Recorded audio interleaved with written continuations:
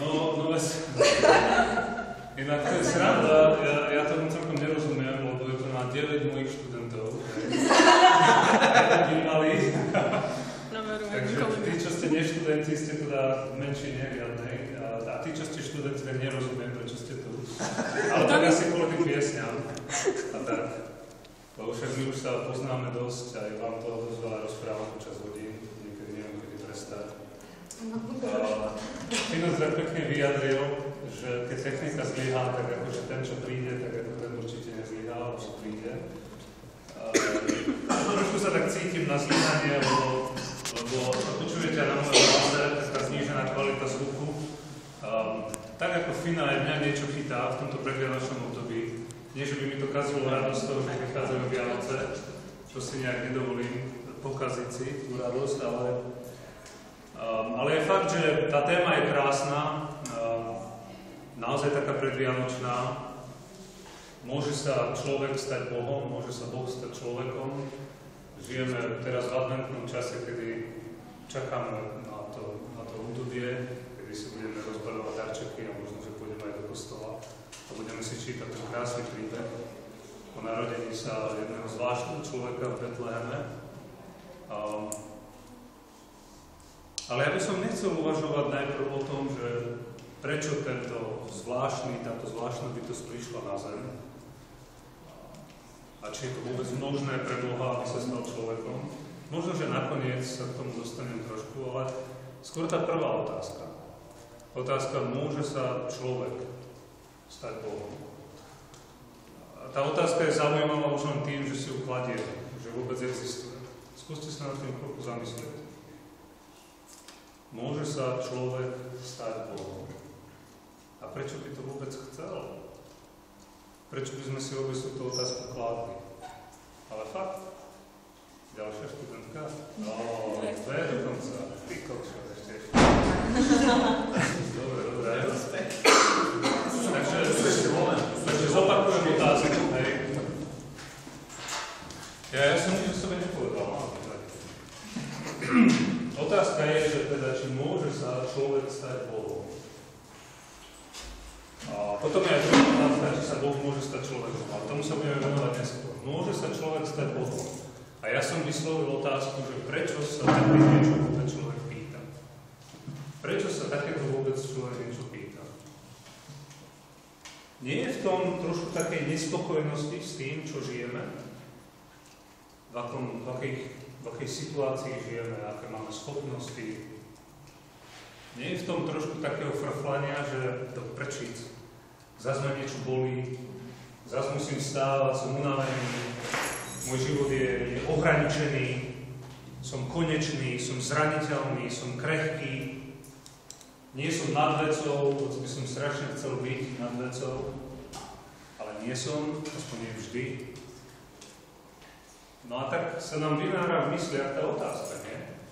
Nemohol by som byť Bohom? Toto je to, čo mňa ako prvé napadlo. Teda, čo mňa napadlo, čo ma napadne môj pes, ale niekedy mi napadne takáto myšlienka. Toto mi napadlo, že táto otázka vyjadruje takú nespokojnosť človeka.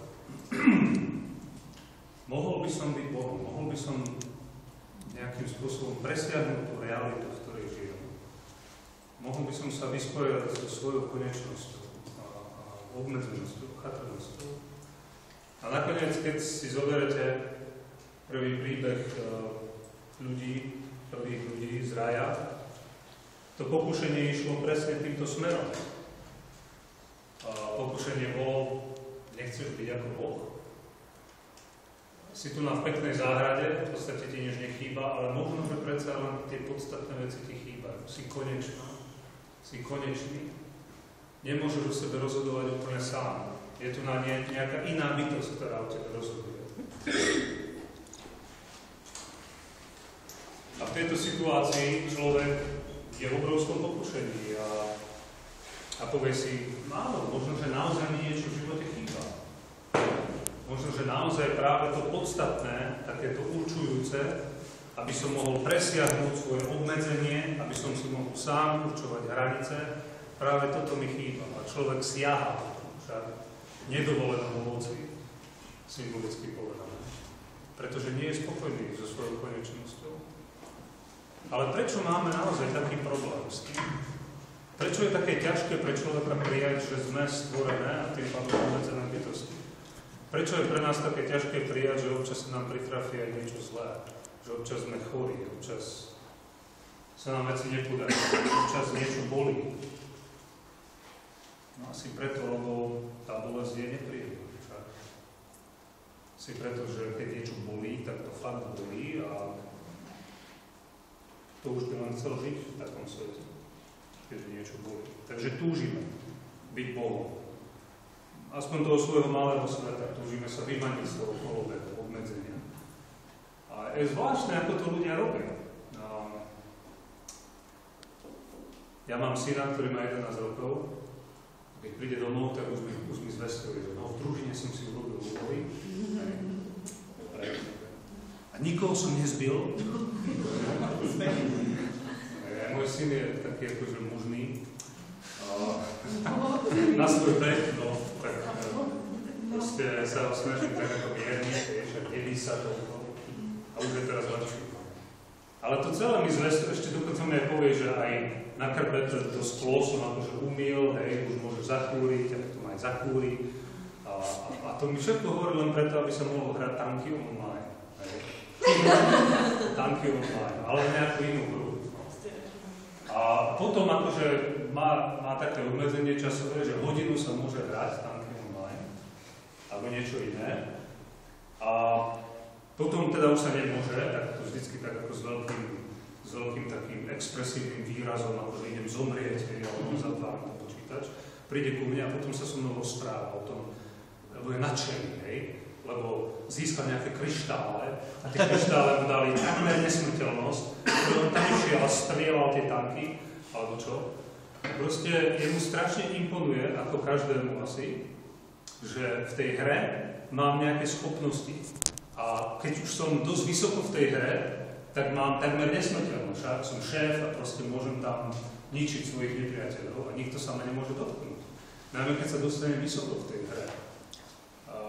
Sú známe prípady, mimochodom to už je teraz nová choroba, zadefinovaná normálne psychológii, že človek žije v tom virtuálnom svete natoľko, že nepravidelne je, málo spí, prestáva mať kontakt so živými ľuďmi, žije v tom svojom virtuálnom svete. Ale prečo? Prečo je to také návykové? Prečo nás to tak akože vtiahne do toho? Podľa mňa to nie je len o estetike, alebo také, že dobrodružstvo. Podľa mňa je v tom... Človek sa ako keby môže realizovať v inom svete a byť niečím, čím nedokáže byť v tomto svete. Sú také všelijaké hry, mafia, či ako to volá, kde dlhodobo si budujete kredit, budujete si status. A ten status vám umožňuje potom rozhodovať o druhých ľuďoch v tej hre. A potom to tí ľudia idú. Proste je taká túžba v nás presiahnuť naše obmedzenie, našu konečnosť, našu bezvýznamnosť, našu krehkosť a niekým byť. A keďže sa mi to nedarí celkom v tomto živote, tu nám viac frflem, ako by som niečo konštruktívne robil, tak sa mi to darí v tej hre. A to je únik. To je spôsob, ako môžem byť Bohom, aj keď je to len v tej virtuálnej realite. Tí úspešnejší z ľudí, tzv. Celebrity, tak tí sa hrajú na takéto niečo významné, snažia sa proste výjsť z takého toho šedého priemeru svojou slávou, okázalosťou. Sú politici, ktorí nájdú taký pocit zbožstvenia v tom, že sú natoľko mocní, majú takú moc v rukách, že dokážu ovládať svojich ľudí, nariadiť im, čo majú robiť, môžu rozkázať a tí ľudia stratia život. Toto sme videli v dejinách ľudstva veľakrát a vždy je tá hrozba tu. Čiže človek hľadá takú tú možnosť stať sa Bohom. Tá otázka, môže sa človek stať Bohom, je veľmi relevantná, veľmi dôležitá, veľmi sa nás to týka. Ak si aj vy poviete, že no mňa osobne veľmi nie, lebo nie som celebrita, nie som politik a nehrám sa počítačové hry. Ale aj tak sa vás to týka, pretože Máte kamarátov, ktorí môžu mať presne tento problém. Žijete v spoločnosti, kde tie celebrity určujú kultúru, určujú myslenie. Žijete v spoločnosti, kde politici o nás rozhodujú, najmä keď si to nevšímame. Jednoducho, toto sú dôležité otázky, ktoré si musíme klásť. A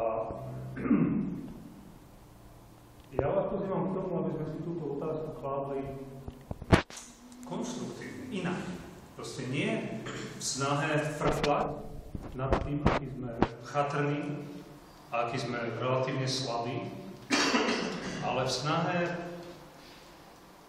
prejaviť to, čo Boh do nás dal, tú túžbu byť, znamenať niečo, byť milovaný, presiahnuť tak trošičku to svoje bežné životné, ten svoj bežný životný štandard. V Biblii sa píše, že Boh nám dal večnosť do srdc. Čiže ako keby takú túžbu po niečom, že viem, že to, čo mám v tomto živote, môj priateľ, dobré jedlo, ktoré jem, dobré auto, na ktorom sa vozím, dobré známky, ktoré mám v škole, to sú všetko pekné veci, ale nakoniec ma neuspokoja. Neuspokoja. Je to málo. A tá túžba, ktorú nám Boh dal do srdc, nás volá, aby sme ako keby hľadeli trošku vyššie, hej, nad ten bežný život, ktorý tu žijeme. Takže tá otázka, môže sa stať človek Bohom, môže mať aj dobrý rozmer. Keď nevnímame túto otázku ako tak nejak modlo služobnícky, že ja sa chcem postaviť na nejaký trón Boží a chcem, aby ma druhí uctievali, ale vnímame to skôr na spôsob listu Petra. Tam máme taký zvláštny text v Novej zmluve, ktorý je jediný, nikde inde sa nenachádza a my si tak trošku aj lámame hlavy, že ako ho máme vykladať. Ale je to v 2. liste Petra, v 1. kapitole, chcete nalistovať Biblia. A píše sa tam takáto čudná vec. Ako nám jeho boská moc v známosti toho, ktorý nás povolal svojou slávou a cnosťou, darovala všetko potrebné pre život a zbožnosť. Máte všetko, čo potrebujete. Obdarujúc nás vzácnymi a veľmi veľkými zasľúbeniami, aby ste nimi mali účasť na božskej prirodzenosti. Ste obdarovaní vzácnymi a veľkými zasľúbeniami. Bolo nám darované všetko potrebné pre život a zbožnosť, aby sme nimi mali účasť na božskej prirodzenosti a ušli porušeniu, ktoré je vo svete pre žiadostivosť. Účasť na božskej prirodzenosti. A to je taký zvláštny text, ako keby naozaj sa tak naplňal, nie? Trošičku. Môže sa človek stať Bohom? Môže mať účasť na božskej prirodzenosti nejakým spôsobom? A keď áno, tak čo vlastne z tohto? Je to toto modlo služobníctvo, to modlárstvo, voči ktorému sa tu snaží varovať ľudí? No zjavne nie, keď nám je to odporúčané v Novej zmluve. Asi to má mať nejaký význam.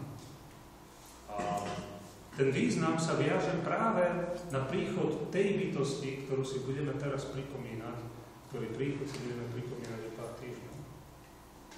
Boh sa stáva človekom, čiže zostupuje do tej našej chatrnosti, krehkosti, do našich slz, nesplnených túžob, bolesti, strachu, do všetkého toho, čo žijeme a čo je aj teda gňavivé, hryzavé a nepríjemné. Do všetkého tohto zostupuje Boh, aby my sme sa mohli stať Božími. Nie Bohmi, ale aby sme sa mohli stať Božími a snáď aj to, aby sme mohli mať tým tajomným spôsobom účasť na božskej prirodzenosti. Naše východné cirkvi, vy ste tu skoro všetko katolíci, však katolíci, nejakí evanjelici sú tu, ale máme tu aj nejakých pravoslavných? Ja som gréko-katolík. Si gréko-katolík. Gréko-katolíci, aj pravoslavní veriaci, majú radi túto pasáž, lebo hovorí o teózi, to je zbožstvení človeka, to je náš konečný údel. Hovorí vlastne o tom, že môžeme byť naozaj vtiahnutí. Môžeme byť vtiahnutí do Božieho spoločenstva lásky. Môžeme byť nejakým zvláštnym spôsobom vtiahnutí do jeho života, ktorý je plný, prekvapujúci a nádherný.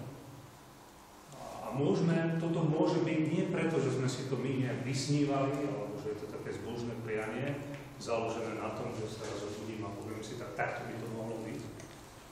Ale táto realita účasti na božskej prirodzenosti, účasti v jeho živote lásky je daná tým, že Boh naozaj prichádza Ježišovi Kristovi veľmi konkrétne, veľmi telesne na túto zem, do situácie našich životov, do takej situácie, do takých okolností, v ktorých žijeme, aj pozná tie okolnosti, prináša svoj Boží neporušiteľný život na stretnutie s nami. To je úžasná vec. A práve preto, že tento Immanuel, tento Boh je s nami, prichádza so svojím životom na túto zem, tak my môžeme spolu s Petrom vyznávať.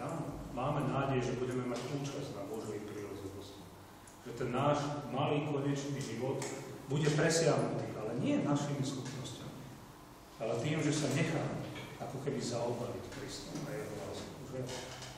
Že dokážem vyznať pred touto bytosťou, som vďačný, že si prišiel a som vďačný, že už sa nemusím báť, že som bezvýznamný, že som chatrný, krehký a môžem sa odovzdať tebe a mať účasť na tvojom živote.